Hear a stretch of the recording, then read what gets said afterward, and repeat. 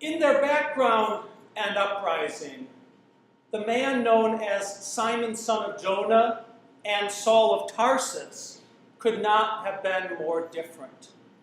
Simon was from a little fishing village on the Sea of Galilee. He would have had as much education as a typical Jewish laborer man would have had. He would have known how to read. He would have known the scriptures from attending synagogue. But he was not very learned. By contrast, Saul of Tarsus, we learn, studied with Gamaliel, who was the most distinguished Jewish scholar of his day. Saul of Tarsus was also from a city on the shore of the Mediterranean. He grew up speaking Greek as well as Aramaic. He knew Latin, and indeed, as growing up in that town, he had Roman citizenship, because that city was granted Roman citizenship a century or so earlier. Now, after the death and resurrection of Jesus, and when Simon had been given the name Peter because of his confession that Jesus was the Son of God, the two were indeed as different as possible. Simon was chief of the apostles, Peter. Saul was the chief persecutor of the early Christians. But when Jesus revealed himself to Saul and said on the road to Damascus, "Saul, Saul, why are you persecuting me?" he came to faith.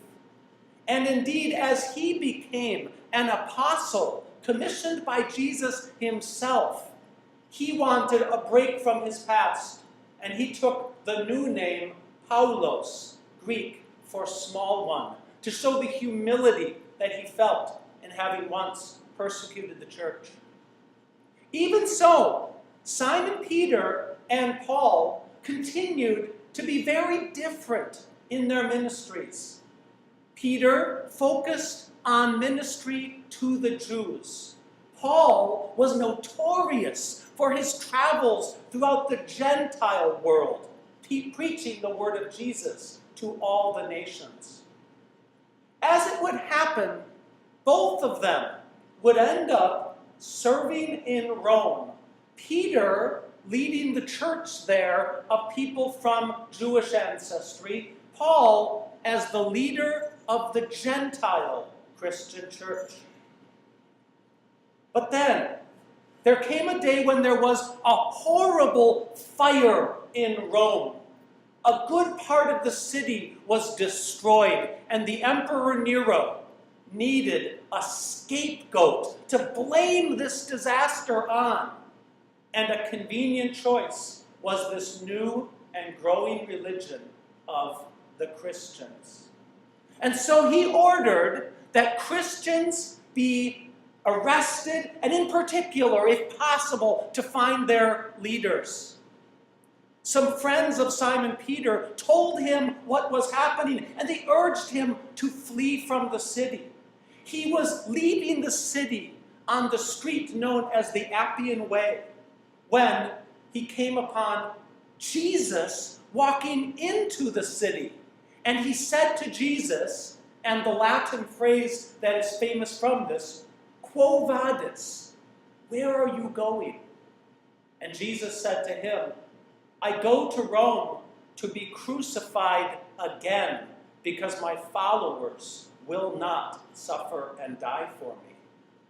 Chagrined by the fact that he was fleeing what was to be his moment of martyrdom, Peter turned around and returned to Rome.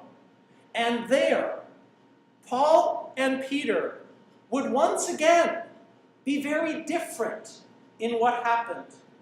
Peter was crucified, but he asked, because he felt not worthy to be crucified in the same manner as his Lord, that he be crucified upside down. Paul had spoken in his letters that one day a cross would be laid up for him. But remember, he was a Roman citizen. And when the people found that out, They did not crucify him. Crucifixion was not given to Roman citizens. He died by beheading. And so these two great apostles, so different throughout their lives, were finally unified in the glory of martyrdom on the same day. And the churches that they had been leading in the midst of that persecution became one church after the death of those two great men. Apostles Peter and Paul, we ask your intercession that we may have the same courage to live lives for Christ and proclaim the gospel as you did. In the name of the Father, and the Son, and the Holy Spirit.